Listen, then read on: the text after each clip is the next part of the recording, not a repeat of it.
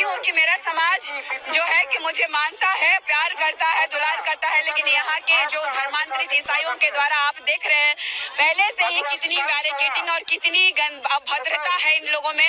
पहले भी मेरे ईसाई समुदाय से इस बारे में बहस हो चुकी है कि ईसाई लोग जो है उनकी कोई जाति नहीं। जी हाँ दोस्तों, जैसे कि आप लोगों ने निशा भगत का एक छोटा सा क्लिप देख ही लिया और मैं पूरा वीडियो दिखाने वाला हूँ। और ये वीडियो जो है अभी सोशल मीडिया में बहुत तेज़ी के साथ वायरल हो रहा है। दोस्तों आप देख सकते हैं कि निशा भगत को स्टेज से धक्के मारकर उतार दिया गया और निशा भगत फूट फूट कर रोने लगी। इसी बात को लेकर निशा भगत ने मीडिया के सामने क्या कुछ कह रहे हैं देखिए इस वीडियो में और कमेंट करके अपनी राय जरूर दें। मैं क्रिश्चियंस का विरोध करती हूँ। लातेहार कार्यक्रम में जाने के दौरान एक रात पहले ही जब मैं डुमरी से आ रही थी, उसके पहले एक दिन पहले ही उन लोगों ने मेरे फ़ोन पे रंजीत कुमार उरांव नाम का एक बंदा फ़ोन किया और उन्होंने कहा कि क्रिश्चियन समुदाय के बारे में तुमको बोलना नहीं है, और उन्होंने माँ बहन की गाली भी मुझे दी थी। और मैं क्रिश्चियन समुदाय का मैंने कहा कि विरोध क्यों नहीं करूंगी, क्योंकि सरना समुदाय ना हिंदू है, ना ही ईसाई है, ना सिख है, ना कोई पंथ को मानने वाला है। ईसाई समुदाय के लोग लगातार सरना समुदाय को बहलाने, फुसलाने, बरगलाने और हमारे समुदाय को देख लीजिएगा, मैंने बाइबल में इन लोगों का खुलासा भी किया है कि आदिवासी समुदाय के जो धर्म स्थल है उसको नष्ट कर देने की बात भी लिखी गई है कई किताबों में इनके द्वारा, फादर और प्रचारकों के द्वारा। तो मैं लगातार कहते आई हूँ कि ये धर्मांतरित लोगों के द्वारा, धर्मांतरित लोगों के पक्ष में ये लोग नेता लोग खड़े रहे हैं, आदिवासियों के पक्ष में कभी नहीं खड़े रहे हैं, जो कि वास्तविक ओरिजिनल आदिवासी रूढ़िवादी परंपरा को मानने वाले आदिवासियों के साथ ये लोग नहीं रहे हैं। आज अंतिम समय में आदिवासियों की अस्मिता के साथ खिलवाड़ करने के लिए घाटशिला का चुनाव में अपनी राजनीति की रोटी सेकने के लिए आदिवासी समुदाय को गुमराह किया जा रहा है। तो आदिवासी घाटशिला उपचुनाव यहाँ कहाँ से आ गया? यहाँ तो कुर्मी के देखिए, कुर्मियों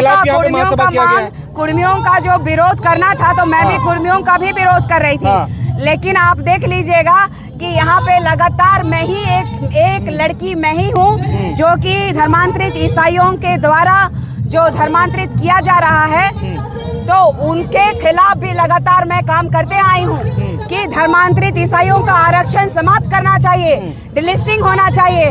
तो इनको हमारा विरोध नहीं पचा। मंच से क्यों उतारा गया? यही वजह है? यही वजह है। ये कभी नहीं चाहते हैं, क्योंकि लास्ट समय चल रहा है। इन लोगों ने राजनीति के परिप्रेक्ष्य में आदिवासियों के समाज के अस्मिता के लिए आज तक राजनीति में इन लोगों ने कुछ नहीं किया। इन लोगों को जो करना चाहिए था आज तक विकास का काम इन्होंने कुछ नहीं किया, और इन्हीं सबका पोल जो खोल रही हूँ मैं, तो इन लोगों को कहीं डर सता रहा है कि निशा भगत इस मंच के माध्यम से धर्मांतरित का मुद्दा ना उठा दे, इस मंच के माध्यम से पेशा अधिनियम कानून का मुद्दा ना उठा दे, इस मंच के माध्यम से CNT-SPT एक्ट का जो उल्लंघन हो रहा है उसको ना उठा दे।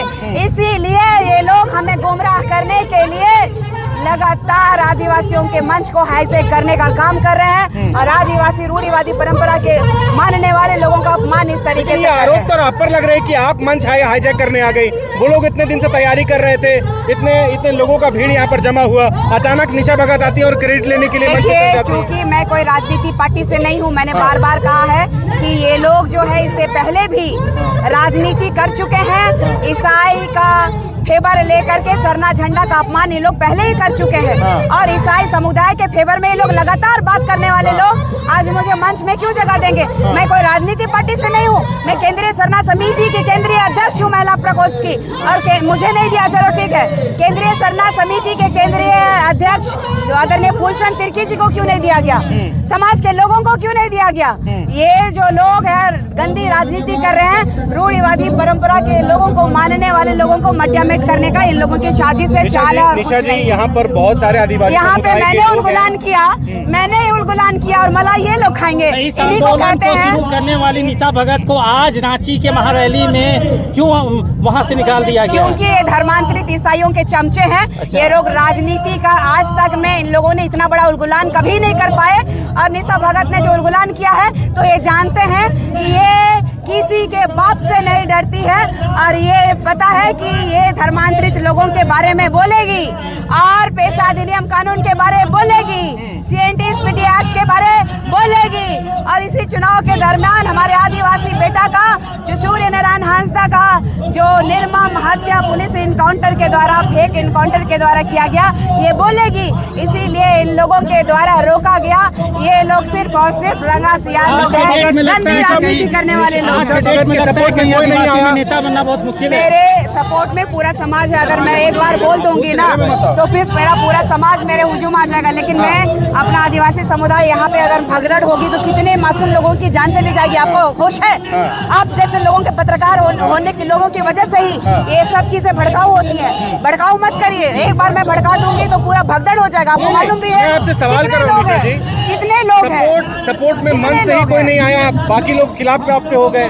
देखिए पूरा मंच के बाद मेरे साथ भीड़ है। देखिए गीताश्री उरांव मंच पर बैठी हुई दिखी। गीताश्री तो दलाल है आदिवासियों को बेचने का, क्योंकि कांग्रेस ही ऐसी पार्टी है जो 1961 में आदिवासी कॉलम हटा दिया गया था। यही कांग्रेस की देन है जो कि विदेशी धर्म को यहाँ पे पनपने दिया गया। इसीलिए वो आज कांग्रेस की प्रचारिका और ईसाइयों की दलाल बन के यहाँ बैठी हुई है। जो कि सुन लीजिए कि 20 साल की काली रात, जो 20 साल की काली रात थी, जो बाबा कार्तिक उरांव जी ने लिखा था, वो भी लोगों के द्वारा सहन नहीं हुआ। ये लोग जो है उनको भी दबा देने का काम किए। उनकी बेटी उनके बाप के जो सिद्धांतों की कातिल है।